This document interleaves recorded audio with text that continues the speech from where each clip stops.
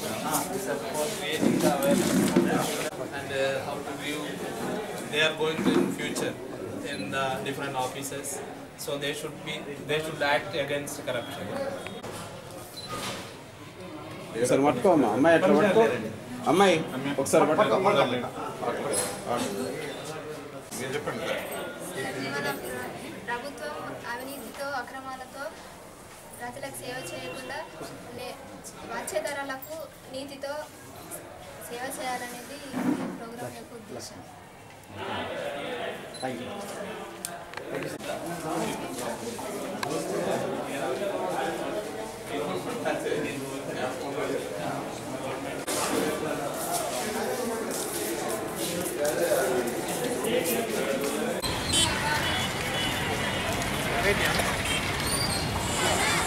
School పిల్లలు వెళ్తున్నారు, నిదానంగా డ్రైవ్ చేయండి, నిదానంగా వెళ్ళండి.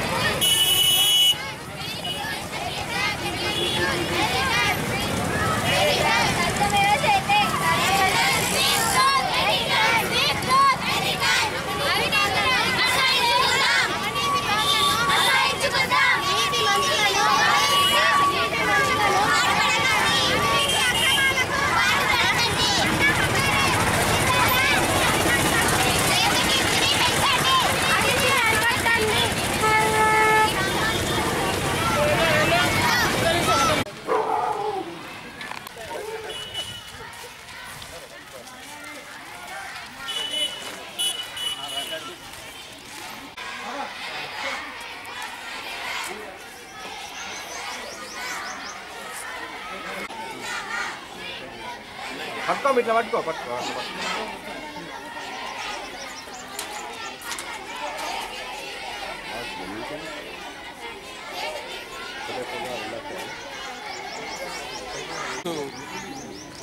అందరికి తెలిసిన విషయమే. అన్ని ప్రభుత్వ శాఖలలో అవినీతి విచ్చలవిడిగా నడుస్తోంది. దాన్ని పబ్లిక్ దృష్టికి తీసుకురావడానికి ఈరోజు అన్ని కార్యాలయాలలో మేము రిప్రజెంటేషన్ ఇవ్వడం జరుగుతూ ఉంది.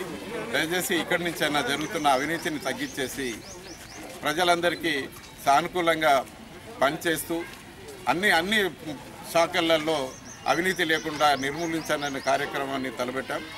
దాని సందర్భంగా అన్ని కార్యాలయాల్లో ఆఫీసర్స్ కనుక దీనికి కోఆపరేట్ చేసి అవినీతిని తగ్గించినట్లయితే రేపు మనము పిల్లల భవిష్యత్తు, మా భవిష్యత్తు, దేశ భవిష్యత్తు బాగుపడుతుంది. కాబట్టి అవినీతిని నిర్మూలించాలని, అవినీతి లేకుండా చక్కగా పనిచేయాలని అందరు ఆఫీసర్స్ని, ఉద్యోగస్తుల్ని కోరుతున్నాం.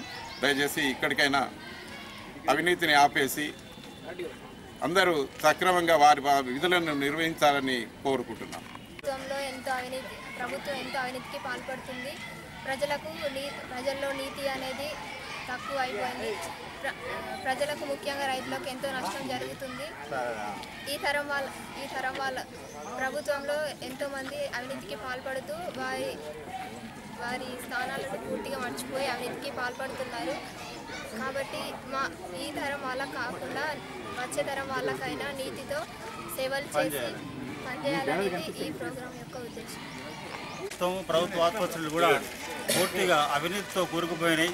దానికి ఇవాళ నాయకులు కూడా 180% మంది మేము రైతు కుటుంబాలనే పుట్టినాం, మాకు రైతుల సమస్యలు తెలుసుంటారు కానీ దాని పరిష్కారానికి అనుకోలేకపోతున్నారు. అలాగే ఈ ఆఫీసుల్లో కూడా ఎంత అవినీతి ఉందో వాళ్ళందరికీ తెలిసిన జగన్ సత్యమే. అయినా దాన్ని పట్టించుకోవడం చాలా శోచనీయం. ఇవాళ ఈ రైతులు అన్యాయానికి గురి అయి అకాల వర్షాలతో నష్టపోయిన రైతులను కూడా ఆదుకున్న దాఖలాలు ఎక్కడ లేవు. ఏదో నామాత్రంగా ఎకరానికి 1000-2000 ఇచ్చి చేతులు దులుపుకున్న ఈ గవర్నమెంట్లకు చిత్తశుద్ధి లేదని నిరూపించడానికే ఇవాళ రిటైర్డ్ ఆఫీసర్లు, రైతులు అందరూ కలిసి మా బాధను వెళ్ళగక్కోవాలని, భావితరాలు కూడా బాగుండాలని విద్యార్థులు కూడా మా వెంట రావడం దీనికి నిదర్శనం. ఈ ప్రపంచంలో ఎంత అవినీతి కూరుకుపోయిందో దాన్ని ఇప్పటికైనా అధికారులు కళ్ళు తెరిచి ఇకైనా నిజాయితీగా పనిచేయాలని విజ్ఞప్తి చేస్తున్నాం.